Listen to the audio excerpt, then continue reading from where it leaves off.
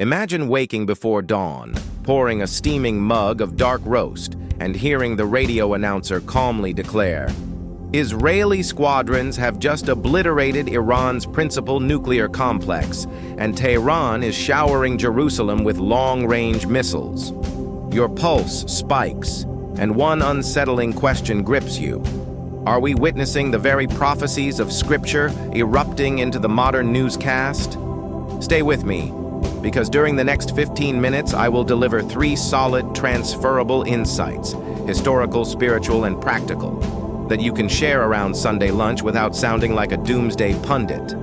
Before we dive, here is a jewel almost no pulpit mentions.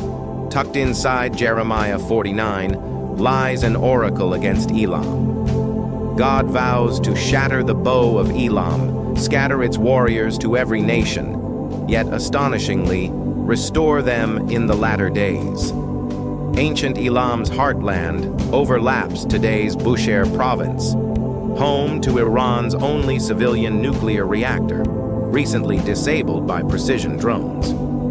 That overlapping geography acts like a flashing neon arrow pointing from yesterday's parchment to tonight's breaking news. Most study Bibles treat Jeremiah's oracle against Elam as a minor footnote, yet its imagery reads like a leaked military briefing. The prophet warns that Elam's bow, the backbone of its power, will be broken, and its people scattered to every wind. Archaeologists excavating Susa have unearthed laminated bows made of horn, wood, and sinew capable of punching through bronze plate. Swap bronze for reinforced concrete, and you have today's bunker-busting missiles. During the brutal Iran-Iraq War in the 1980s, nearly 4 million civilians fled to more than 30 countries, echoing the ancient prediction of worldwide dispersion. Here is a lesser-known nugget. Clay tablets from Assurbanipal's library record how captured Elamite bowyers taught composite bow technology to their Babylonian captors, ensuring their military genius survived exile. In eerily parallel fashion, Iranian engineers have exported drone know-how to proxies like Hezbollah and the Houthis, extending reach far beyond their borders. History does not merely repeat, it rhymes with unsettling precision. Prophecy adds a surprising twist. Jeremiah concludes by promising that God will set his throne in Elam and ultimately restore its fortunes. Early church father Hippolytus interpreted that promise as a future missionary awakening among Persians. Today, mission agencies report that underground house churches in Iran are growing faster than anywhere else on earth, suggesting the sprouting seeds of that restoration. Perhaps the same sands that once forged lethal archers will someday send out courageous evangelists. In fact, among recently translated cuneiform letters, an Elamite general boasts that his archers could darken the midday sun, a phrase Roman historians would later recycle to praise Persian cavalry. Military bravado migrates across eras, yet the physics remain constant: draw, release, impact. Modern engineers trade sinew for carbon fiber and bronze tips for explosive warheads, but the trajectory of power, the desire to control destiny through superior range, never changes. That repeating drumbeat of innovation and overconfidence echoes in laboratories from Washington to Natanz. The oracle reminds every age that unbridled ingenuity, unchecked by humility, eventually invites divine restraint. Fast forward to 539 BC. Cyrus the Great marches into Babylon without a conventional siege and immediately issues an edict allowing Jewish exiles to rebuild their temple. The clay Cyrus cylinder displayed in the British Museum is often hailed as the world's first charter of human rights.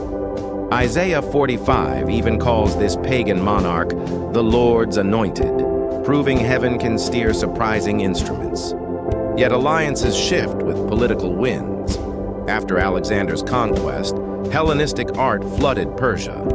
Under the Parthians, caravan taxes replaced Cyrus's benevolence. The Sasanian Empire later turned Palestine into a tug-of-war front line. The Arab conquest introduced Islam, Mongols torched thriving cities, and 20th century Pahlavi Shahs tried to pivot westward. Through each seismic upheaval, Persian identity refused to dissolve. That obstinate continuity explains why Ezekiel lists Persia among the final players while other empires fade. Consider an overlooked financial footnote.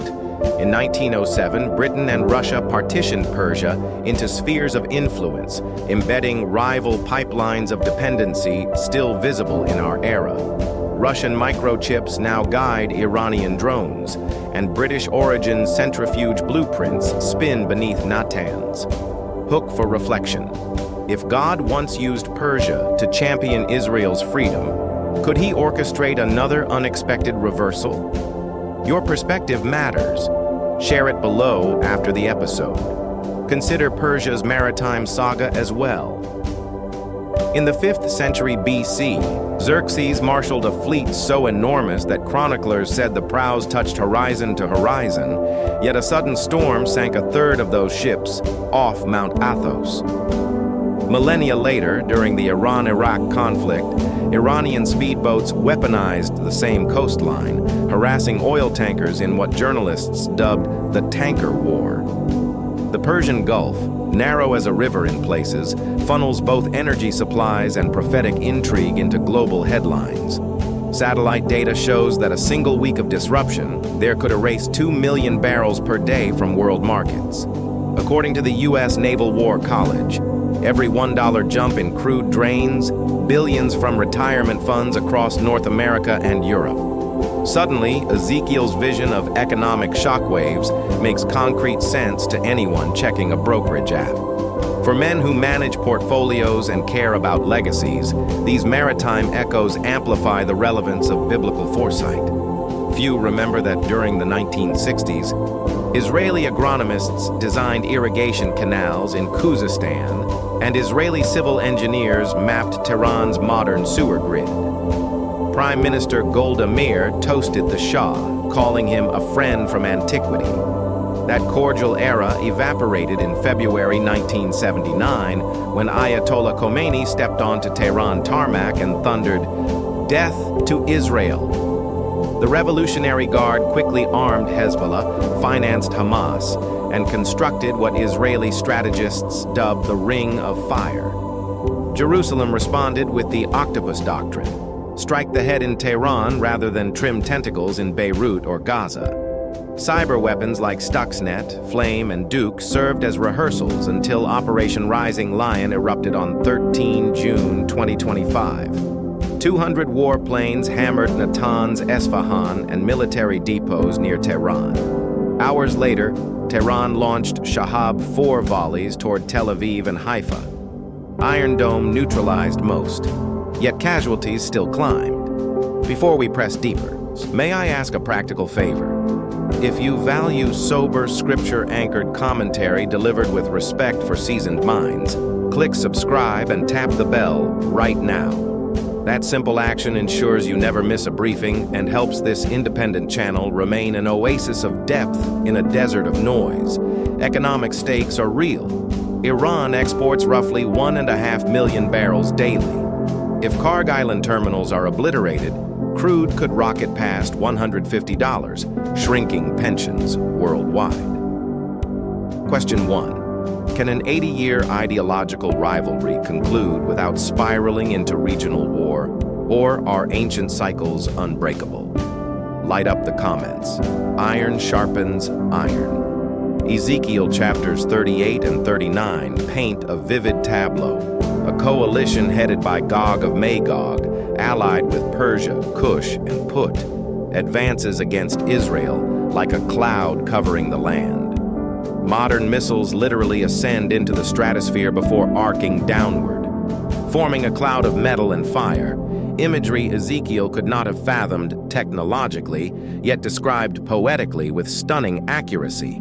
17th century scholar Judah Lowe of Prague proposed that the consonants GWG might form an acrostic referencing regions north of Israel formerly dominated by Persian influence. Whether that theory convinces you or not, the strategic reality is clear. Iran's land bridge through Iraq, Syria, and Lebanon positions rockets within 300 kilometers of Jerusalem, hugging the mountainous corridor Ezekiel labels the Mountains of Israel.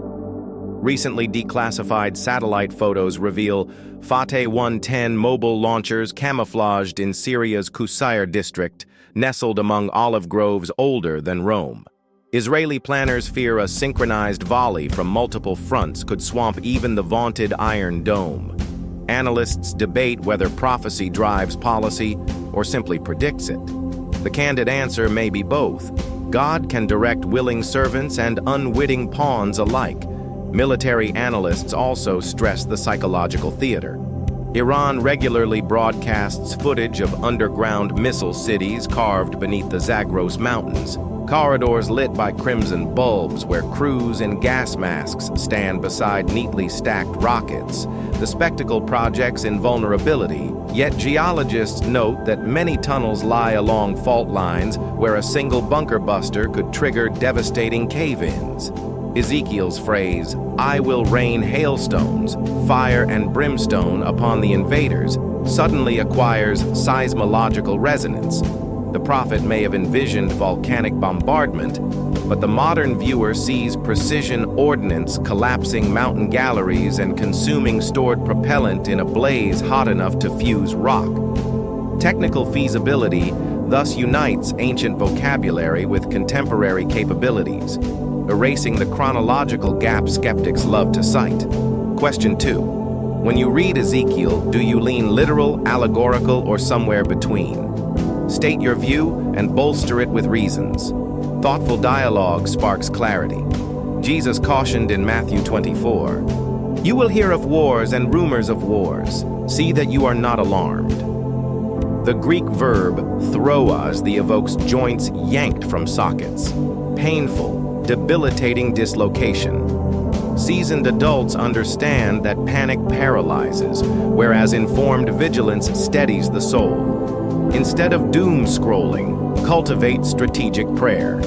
Start with Psalm 122, blessing Jerusalem, then intercede for ordinary Iranians who risk prison for owning a smuggled New Testament.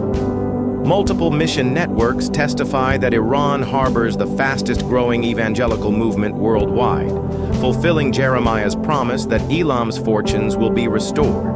Revival often germinates beneath political turmoil. Practical counsel. Diversify assets, stock sensible supplies, but anchor confidence not in vaults, pantries, or governments, but in the God who overrules empires. The same Lord who transformed persecutor Saul into Apostle Paul can raise an unexpected peacemaker from Qom or from Tel Aviv tomorrow. Keep eyes open, heart soft, and spine firm. Allow me to share a personal observation. Veterans I counsel tell me that the sharpest weapon in combat is not the rifle, but the trained calm that guides the trigger finger. Likewise, spiritual veterans cultivate practiced stillness long before the siren sounds. They memorize promises, prepare households, model composure, and keep a well-worn Bible within arm's reach of every recliner. Legacy, not luxury, steers their decisions. Such everyday discipleship turns anxious living rooms into embassies of stability where neighbors find refuge when headlines scream. We began with sirens over the Holy Land and traced Scripture's contours through forgotten Elam, resurgent Persia, Ezekiel's looming coalition, and Christ's call to courageous calm. We discovered that divine faithfulness binds every headline, balancing judgment with mercy and warning with hope. Final question: when prophecy intersects breaking news, does it ignite your study or intensify skepticism? Share candidly. Respectful dialogue enriches us all. Stay vigilant, stay hopeful, and keep your lamps trimmed bright. This is the Faithful Scribe, where